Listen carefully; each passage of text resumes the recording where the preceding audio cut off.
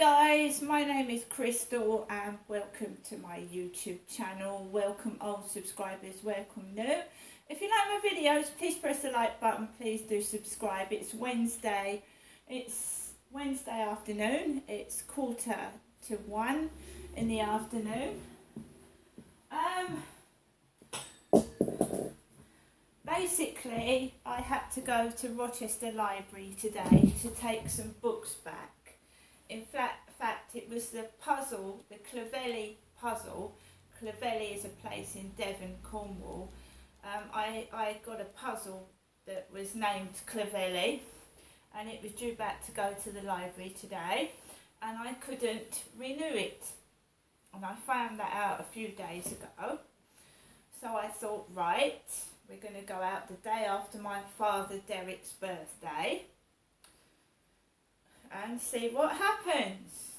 So let's listen to the voicemail message I received from my mother Jennifer, before I walked down Rochester High Street this morning.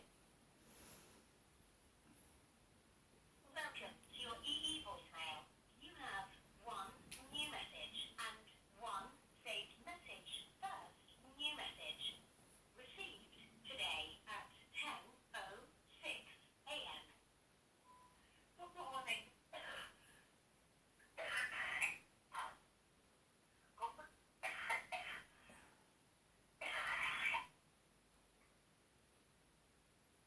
Good morning, Jeanette. Checking in with you. It's your daytime telephone call. Hoping you're okay, and I'm in your day sometime today again. But for now, I'm thinking of you. To return. Personally, me, if I was coughing, and I was coughing, I wouldn't ring someone up on the phone and start coughing like I'm being sick over the phone. So my mother Jennifer is sounding like she's being sick over the telephone to me, her daughter Janestra, Crystal, at 10:06 this morning. I was in my flat. I was watching The Laughing Auditor, a Scotsman living in London, and he audits places like police stations and places like that, right? So my mum has picked up the phone and she's down the phone, right? So I didn't answer. I don't listen to that message till I was down Rochester High Street actually shopping, right? She doesn't have to call me. No one puts a gun to my mother's head and says, you've got to call Janestra this morning, you've got to call her in the afternoon, then you've got to call her again, and you've got to call her again. She's choosing to phone me and act like that over the phone, which to me is rude. It's rude. It is rude. There's no way around it. It's rude. It's being done on purpose. That's what I feel. I am not going up to see my mother because when I go up to see my mum, she falls asleep in the sofa with her mouth wide open and keeps doing everything she possibly can to annoy me, slamming the doors, putting the water tap on, flushing the toilet at the same time, and basically being a nuisance. Now, she's an old lady now, but when I came down to Chatham in 2008, she was around my age. And she was still acting the same before she was an old age pensioner. She was still doing the same things. She's just got older and has got worse and more cantankerous. I'm not interfering. She's my mum. Charlotte is her granddaughter, and Charlotte phones up my mum.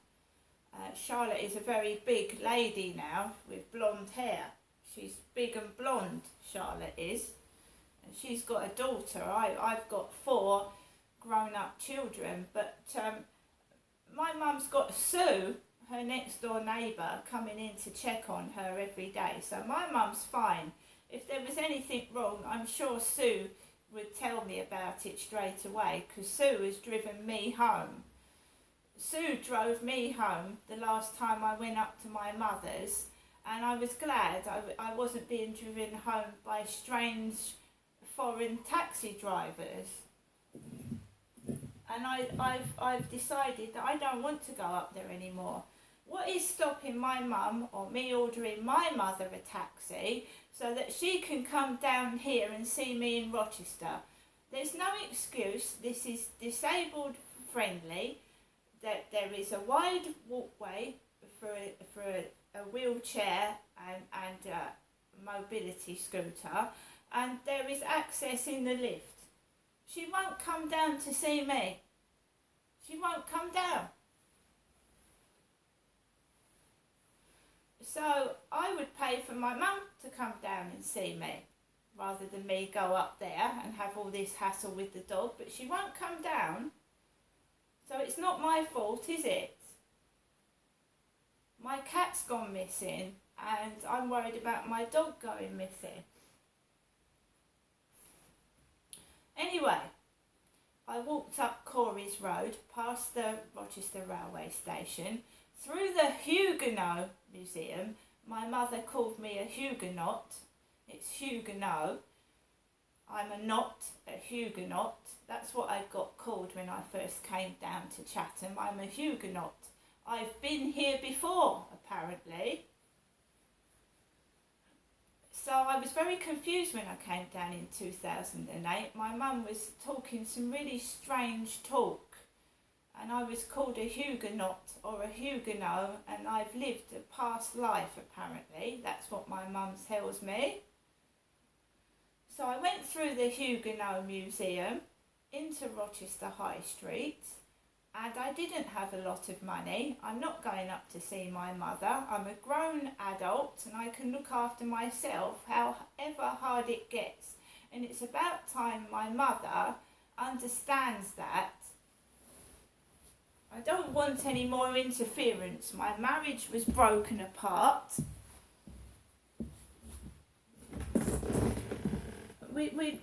I want to be left alone, to be the adult that I am, without this stupid nonsense of trying to wind me up every day of my life. So I wanted to put money on my gas and electric. I wanted to put £25 on my gas.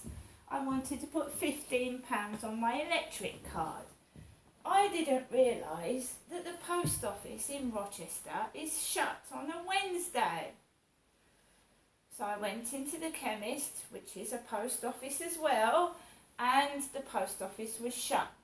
And the only other place that I know in Rochester that does electric and gas is right down the bottom of Rochester High Street. It's a newsagent's. And the poor lady was having trouble using my electricity card. So I haven't put any money on my electricity.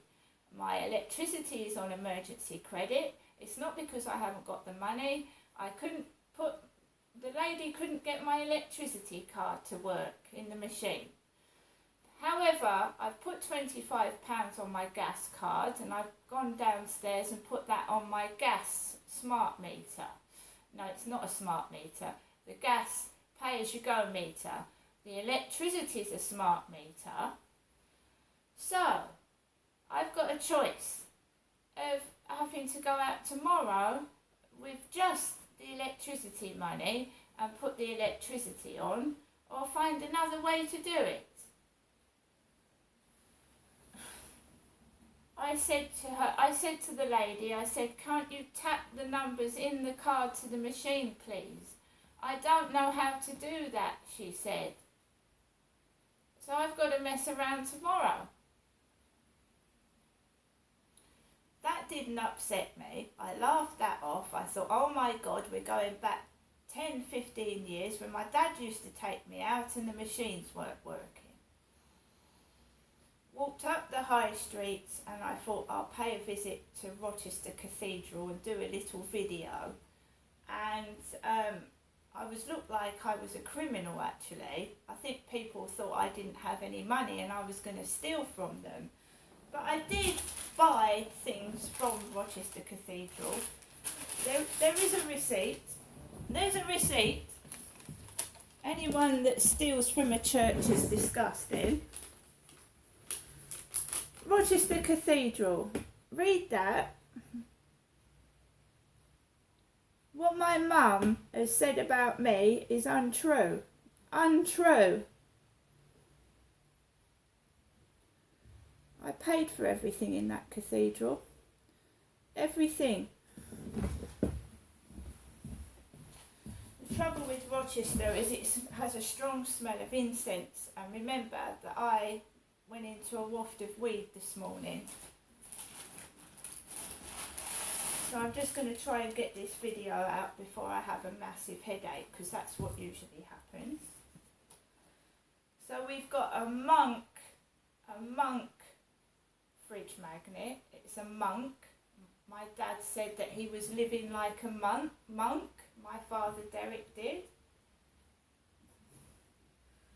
We've got a small little Holy Bible with extremely very, very tiny writing. A small Holy Bible keyring. We've got a Patience. It's got Isaiah on here and a little metal stone with Patience on it and a little gift pack. We've got a Rochester Cathedral card.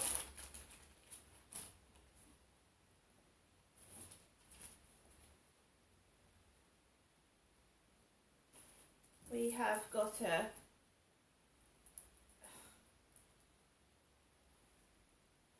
crucifix on a beaded chain, stone beads and a wooden beads and a wooden crucifix with the image with Jesus Christ on the cross,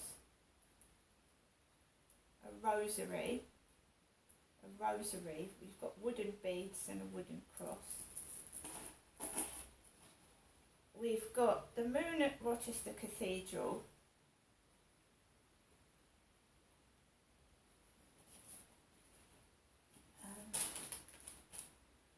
It cost me £15. They were charging £10 for a ceramic cup. And we've got this monk on the pencil. It's a monk with the pencil. So I went into the cathedral and I got some bits and pieces. As I said, it smells of incense mixed with cannabis everywhere in Rochester. I also took a trip down to Oxfam and I paid $6.98 for some items, which is a glass skeleton, what looks like a cookie jar. So it's got skeletons on it, it's a cookie jar. Show you that close up. So it says jar with skeletons. I like anything like that. They were selling magnets of the view of the Shard. So you've got magnets and a view of the Shard. That's 99p. Shard magnet. And we've got inside Broadmoor, which has got the face of the Krays, Charles Bronson and the Yorkshire Ripper, and the Yorkshire Ripper is dead now. Up close and personal with Britain's most dangerous criminals. That was £4, but that gives me something to read in the evening when I'm on my own. So that's Oxfam. Nice elderly gentleman was serving in Oxfam, very polite. We've got some flowers. I always go into Mr. Flower. My dad was called Mr. Trower.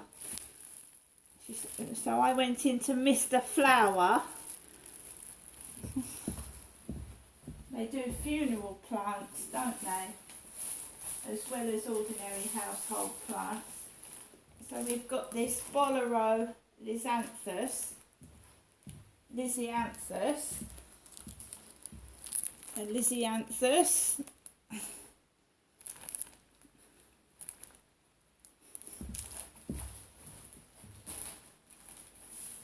The trouble with Rochester High Street, it's got some very expensive items and you can spend a lot of money without realising. And we've got orange rose there, orange rose plant. I do like my flowers. I like concentrating on my plants, etc. And I went into the newsagents by Oxfam. Have a nice day bag with the smiley face, and everyone was shocked that I had any money at all to pay for anything, like I was some kind of thief. We got some Kenco 2-in-1 coffee, Kenco 2-in-1, a can of Pepsi Max, some Horlicks,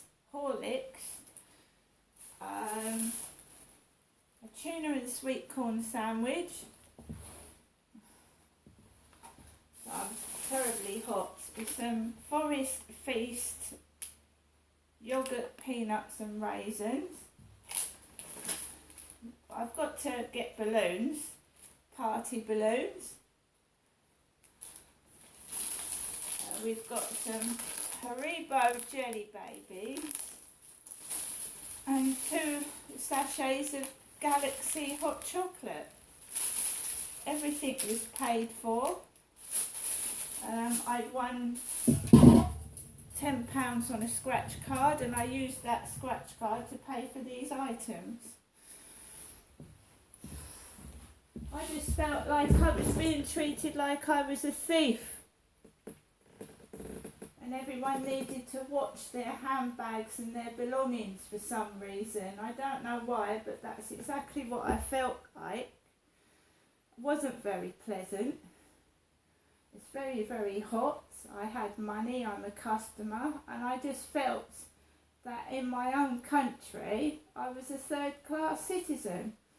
As I wrote to a previous Prime Minister, I feel like a third-class citizen in my own country. I feel that I'm being treated as if I'm a criminal in my own country. And that's how I felt walking down the High Street this afternoon. Rochester High Street. That's exactly how I felt, like I was a third-class citizen.